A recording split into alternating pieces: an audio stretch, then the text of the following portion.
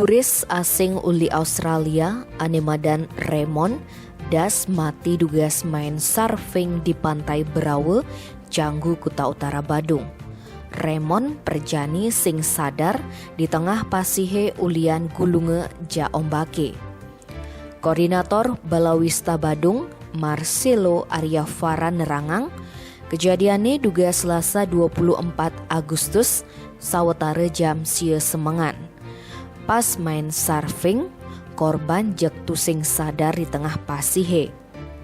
Ningalin korban mekakep di dhuwur papan surfing, peselancar ane len ajak lokal boys teke ke TKP, terus nulungin ngajak korban ke sisen pasihe. Korban aget selamat disubani bangen nafas buatan, uli timpalne ane dadi peselancar. Petugas uli Balawista Badung ngajak korban ke rumah sakit Garbamed Hospital Kerobokan, apangman pertolongan medis. Tim Bali Express ngelaporang.